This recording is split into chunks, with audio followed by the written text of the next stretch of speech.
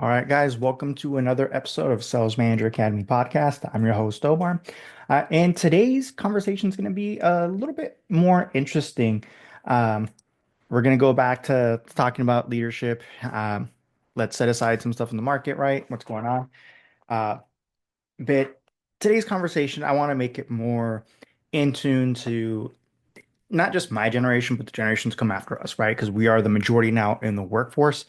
Um, we are the ones that are bringing what we've learned, our life experiences, into our everyday work. And I mean, sometimes, right, you guys mask things, you pretend you don't like certain things or that it's had an effect on you.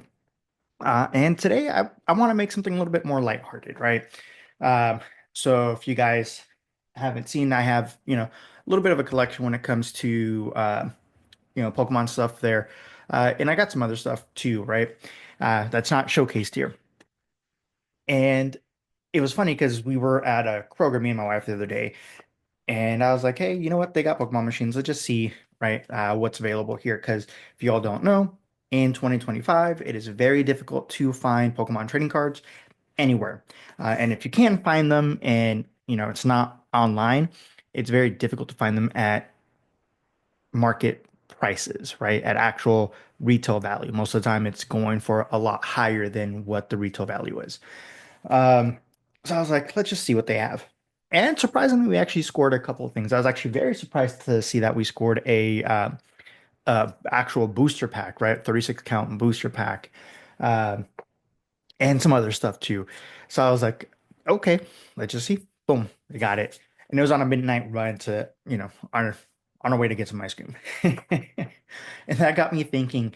I was like, growing up playing Pokemon, watching obviously the Pokemon anime.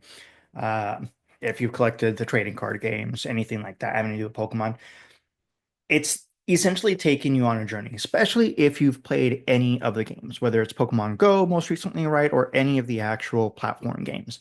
I was obviously one of the original ones playing the, Game Boy version, Pokemon here in the States, right? Pokemon Red and Green or Red and Blue.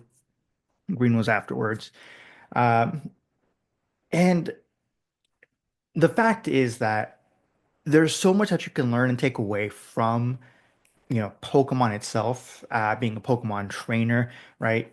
Yes, it's a game, but guess what? A lot of your decision making is affected by this because games are a way for you to actually interact and use your analytical skills, your leadership skills, and get an idea of what works, right? Um, like in the anime, for instance, Ash didn't do everything on himself, right? By himself. He had a team and working alongside and going through the journey allowed him to be able to grow and get a better idea of what worked, what didn't. And along the way, you have failure and you don't let failure just take over, right? Say, you know what? We lost, but tomorrow is another day. And that's where a lot of individuals, a lot of leaders are afraid. They're afraid of failing. And it's not just leaders, it's people in general. People are afraid to fail because of how they've been brought up.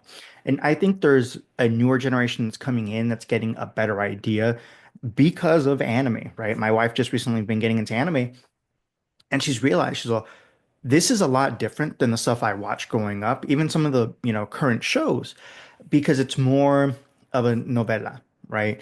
It's more of an arc, it's more cinematic, and it's more storytelling where it's not a one and done adventure. Um, it's continuous, right? Pokemon's a little bit different where they were more, episodic episodes, but the overarching arc was the journey and it still tied into each other. It wasn't like each episode was completely different and every so often you would find something that, a couple episodes that would tie in together. Uh, it was through the entire journey, right? She's been understanding that and she realizes like, hey, a lot of this stuff uh, is more. She actually gets very emotionally involved with a lot of these characters. It's kind of interesting, funny to watch at times, especially like watching some of the other anime that I've seen and knowing what's going to happen. Um, Spoiler alert, I don't spoil. So if you're trying to get information out of me on something we're watching, it's not going to happen. It's for you to explore and be able to experience for the first time. I don't want to ruin it. Uh, and for leaders, oftentimes I feel that we try to spoil things for people and not let them discover it on their own and let them see what strengths they have on their own, right? So if you guys haven't, gotten the gist, today we're talking about what being a Pokemon master teaches about being a great leader. So it's as I mentioned, right? It's a little bit more of an interesting topic, an interesting take because of the stuff that we've grown up with and the experiences. Everything that you play, everything that you watch, it does have an effect on your thought process, how you um, interact with the real world as well. So that's what we want to talk about, right? So funny stuff, right? If you lead like Ash Ketchum, you're building a team, you're trying to build a championship team. But along the way, right, it's funny joke in Pokemon that, it's taken Ash 30 years to become a Pokemon master, right? It's like 30 years of being a 10-year-old and you finally become a Pokemon master. Uh, but that's the whole thing, is that in the process of being a leader, you're going to go through failure. You're going to go through things that don't work. And you also need to realize your team setup, right? It's not just, okay, I'm gonna bring in a bunch of people and it's done. I don't have to do anything. I don't have to get involved. I don't have to, guide them, mentor them, train them, or anything like that. It's just they're here and they're gonna get things done, and I'm gonna be a master. I'm gonna be, in our world, a leader. And that's that. And that's not how it works, right? Just like Ash in Pokemon didn't start with the best team in the world, it's the same thing here. Whether you're starting a brand new company, whether you're taking over a new territory, whether you're taking over an existing territory, and trying to build it up or rebuild it up, you're not going to start with the strongest team. You can have potential on the team, but the potential doesn't mean anything if you, as a leader, don't bring that potential out, right? And that goes in our world through training and development, through investing time and coaching them up and training them up and giving them that guidance and mentorship. And that's what we want to do as a leader. It's not about, okay, they just have the hustle and that's it. That's like saying, all right, I'm gonna bring a Rattata and it's going to be done, right? It's like, no, right? Are you going to evolve it to eradicate? Are you going to bring something else in? Are you going to, put them on teams? What are you doing that's going to allow them to be able to succeed? What if you bring something like, a Squirtle to a fight against a Pikachu? Like obviously stuff like that, right? You have to know what you have to understand what you're needing and how to be able to best train or coach to that individual or that persona. Okay. Um, as I mentioned, great leaders train, they don't just recruit because you're going to fail if you're just trying to bring in the top talent when you don't know what you have and what you can work with. It is easier to find innate talent by training and developing people than it is to bring external people in thinking that they have the it factor. That doesn't work. That is a complete setup for failure as a leader because it's going to retrace you. It's going to push you back 5 steps, right? Not a step or two. It's going to push you back 5, 10 steps. Because what happens when they leave? What happens when they're not a fit culturally? They're gone. So you're back at square one, having to, recruit, interview, hire, and go through the whole process. Whereas if you focus on training and developing, even individuals that you had on the short list for, getting fired, you can turn them around and actually be very successful with those individuals. And they're going to have a better experience because they carry a lot more tribal knowledge within the organization, the company, and the team there than anybody else that you can bring in from the outside. So that's what you want to do. That's what you want to focus on. Um, right? Hiring people, it's just the start. It's like in Pokemon when you're catching Pokemon. It's just the start. You're going to still train them up. Everybody knows that it's not the best, essentially, to bring in, a wild Pokemon compared to a Pokemon you've trained up because there are essentially differences in how you train them and the way that their stats work. It's just the start of what you want to do and what you want to focus on. Uh, right? Ash didn't win because he just had Pikachu. You build a team and you train the team up. We've all seen the episodes, right? When you got Charmander, Squirtle, Bulbasaur, we see the journey that he took with Pikachu, right? Where you didn't like him, right? Because you didn't like Ash. It's the same thing with some of us when we move into a leadership role. A lot of people are afraid that new leaders are there to, make a bunch of moves, and that typically means that they're going to try to fire a bunch of people to bring in their own people. And that's not the way you want to do it, right? If you played any of the video games, you start off with your starter Pokemon, and then you'll catch a couple of others and you'll train them up, right? And we've all been guilty of having those Pokemon that we train up and they're the ones that we want to use, and that's that, right? Uh, Sometimes you just want to train up, the weakest points because it makes the game interesting. Uh, and you can do that with your team. You can help train, coach, mentor, and develop them to be able to excel further than they thought they could excel. It does make a difference. Uh, it just reminded me of the Magikarp episode, right? The Marianne episode, where they got the Magikarp, Team Rocket, and it turns into Gyarados and just creates havoc. Uh, you never know when you can have that individual where you thought they were a big flop, but with the right motivation, right training and developing, they actually evolve and transform into a beast of a seller, a beast of an employee, uh, where it's very difficult for anybody else to match them because they found that innate talent, that innate skills that they had through the coaching, training, and developing that you helped throughout the process. Um, and by the way, if you guys are interested, my favorite Pokemon, Charmander, right? Well, the Charmander series. Um, if you guys have a favorite one, leave it in the comments. Interesting to see like who would be the top Pokemon favorite for the day, uh, or through this live anyway, right?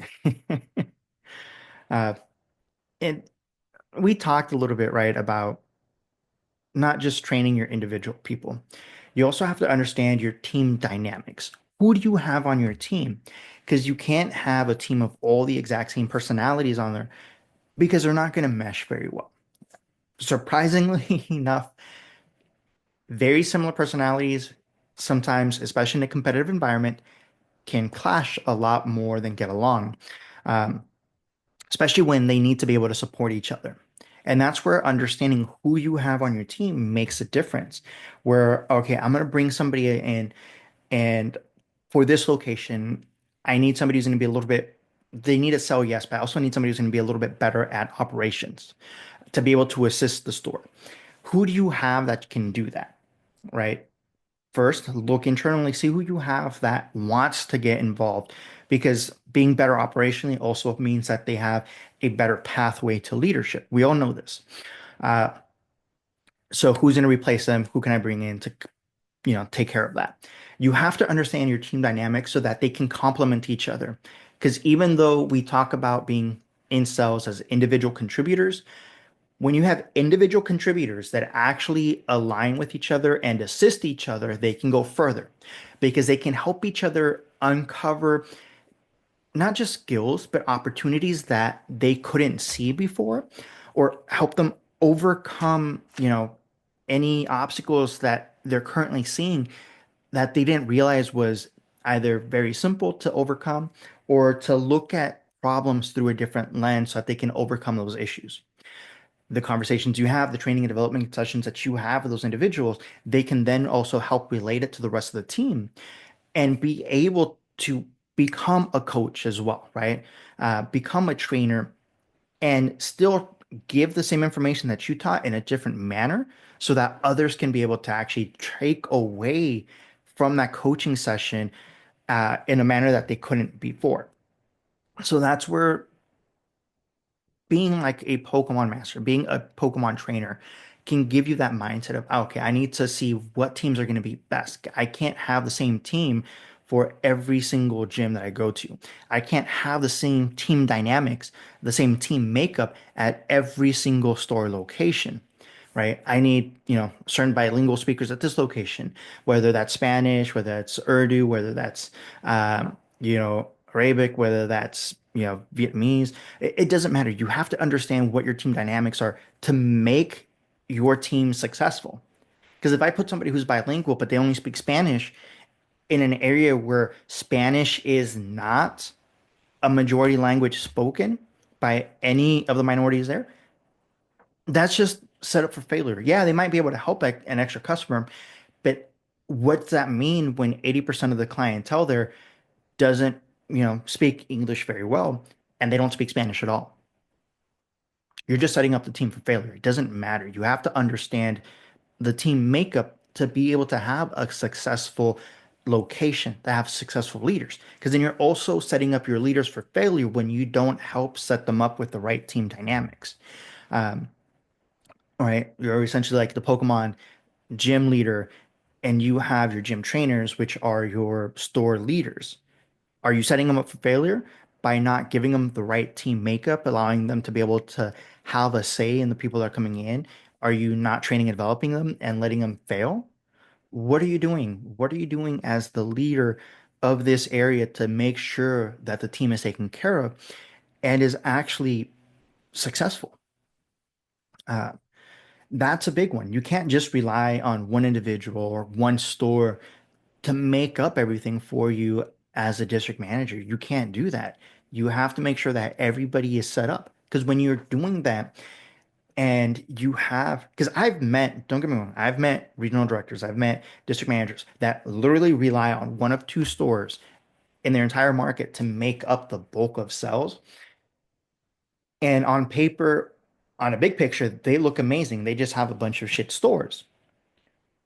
But when you send somebody like me in and actually takes a look at what they got and increases what they're outputting by 70, 80, 90, 100%, right? Doubling what they've done before. It's not that they had shit stores, it's that they weren't doing any training, developing, mentoring, guiding of anything. So there's a lot of lost opportunity. If you're a business owner and you're thinking like, great, my stores are doing great, are they really? Right? I have great stores, it's just a couple aren't the best, or I have a couple great stores, but the rest of them aren't the best. It's not that you have just a couple of great stores and the rest of them suck. It's that you're not setting them up for success. There is something that we need to do, and that's training and developing. Once again, going back to the Pokemon metaphor, it's like trying to catch a bunch of wild Pokemon and then throwing them into a gym without any training or developing. And it's like, all right, go at it. You got a level three Rattata, level three Pidgey that's going up against, a level 70 Gengar. Obviously, it's not a good matchup. Okay. Uh, that's where you want to take a look and see what you can do as a leader. So you got to understand those team dynamics, the team makeup of what you have, right? Uh, and make sure they all work together to be able to support each other. That's a big one because when they do it at the local level, at the store level, they can also do it at the district level. And that becomes much, much easier for each of them to actually interact and support each other uh, when they have more open communication because they're being involved with each other a lot more. Okay. That's very important to understand. Uh, and listen, as a leader, I think this is like the biggest take that you can take away from this is that when you're training and developing your team, you're on a journey together. You're growing as a team, as a collective to become better. Not only will you train, develop, mentor, and guide your people, they're also going to do the same to you, and you will learn more. You will have failures along the way, and that's perfectly fine. They will have failures along the way, and that's perfectly fine, right? We didn't close this out. We lost this opportunity. But what they're going to get, what you're going to learn in return, the skills developed far outpaces any of the failures. And on paper, the failures may be like, oh man, we lost this deal, we didn't close this or whatever, but you're still going to be above where you need to be at. You're still going to be above quota. You're still going to be overproducing. Um, Even in times that will be tough, your teams will still produce a lot better than they've ever done in the past. And that's because you're taking time. You're training and developing, you're investing time to assist them. And you cannot overstate how important training and developing is, that guidance, that mentorship to your team. You have to realize not a lot of people have that. Not a lot of companies, there's a lot of companies that talk about culture, but they don't have a culture. It's all talk, it's all paper. It's just something for them to check off. And they do this unwittingly. They don't truly understand it. And communication is a big part of the culture. So when you don't have communication in the form of guiding and mentorship, of training and developing, and I'm not talking about just doing online courses, right? I'm talking about things that actually make a difference. I've said this before. I am not a fan of doing an 8-hour data dump. I think they're a waste of time because you don't take anything from it. You might take a small snippet, but the amount of information, the amount of skills that you could have taken away from there and being able to utilize and implement if they was broken down into chunks, into actual bite-sized chunks over the course of like a week or two, learn a bit, be able to use it right away, come back, learn a little bit more, utilize that now. It allows you to retain the information a lot more because I don't care what learning style you think you have. The reality is that the pretty much all of us learn better by doing it ourselves. There is no way to learn something better than by doing it yourself. So when you learn something and then right away you go and you try to utilize that knowledge, it sticks and retains, and you're able to come back with better questions just in case something isn't working for you or something didn't pan out. You're able to come back right away and ask questions instead of being thrown a bunch of information and hoping that you can retain it all and not being able to come back and ask questions on anything that may not have worked because now you have a long list of stuff that you've probably forgotten, right? Because the longer you go from that training, that 8-hour training, the less information, where realistically about a month later, you may be retaining less than 20% of the information.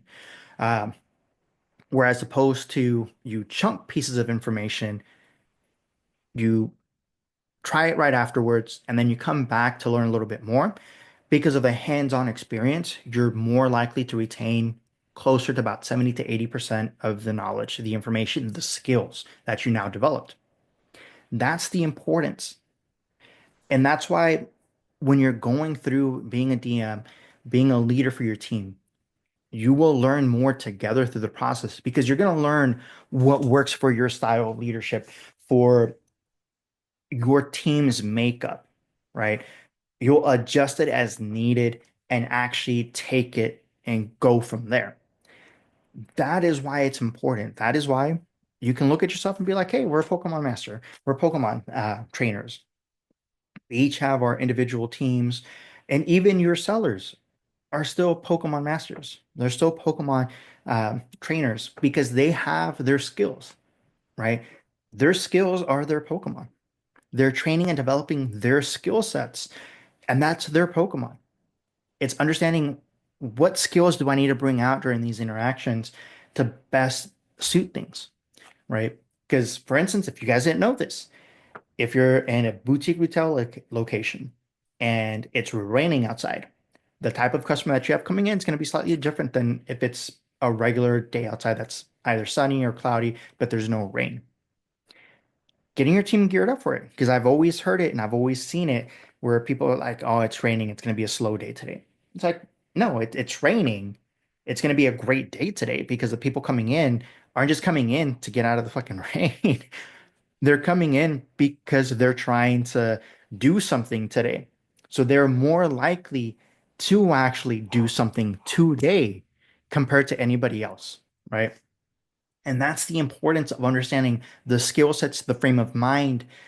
And that's why you want to have this journey together to get a better understanding of what's happening, what's going on. Uh, And you guys will overcome certain adversities.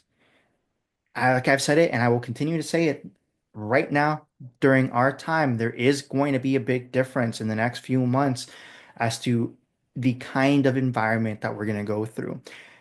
Our teams will see more adversity. Our teams will see more issues with sales. I've seen it on my LinkedIn. I've seen people that were like, oh, yeah, pounding their chest.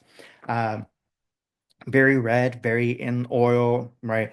Um, and now we're looking at things like, oh shit, it's not going to be that. It's going to be a very big bear market, not a bull market. We are going to be fighting very tough, it's going to be a very rough time for us going forward.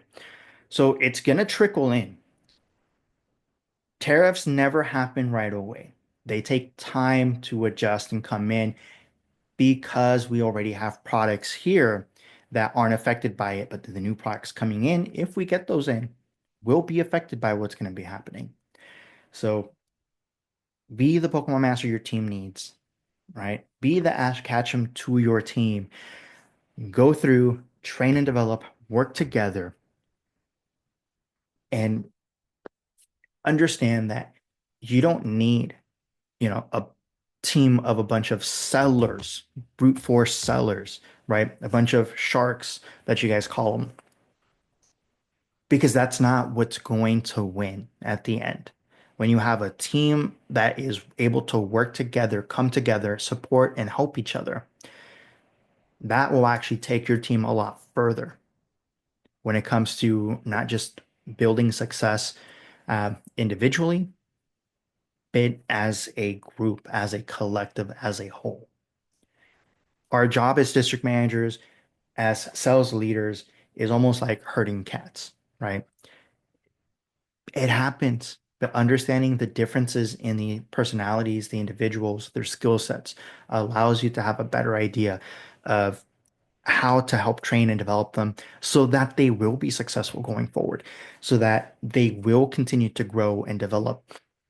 And that will also, in turn, make you a better leader, where not only are you able to train and develop, individual sellers, groups, but you're also able to develop and train trainers, which is going to take you a lot further. So, if being a leader isn't about the strongest, what is it about? It's about developing, training, guiding, and mentoring your team, evolving the individuals that you have one rep at a time. So, if you guys want a little bit of assistance or you're needing some direction on what to do, where to go, take a look at the bio, take a look at the description, depending on where you're watching. Grab the cheat sheet that's in there. It's free to download, uh, and we'll take it one step at a time. All right, guys. I want to thank you once again for stepping in to another episode of the Sales Manager Academy podcast. I'm Omar, and I'll catch you on the next one.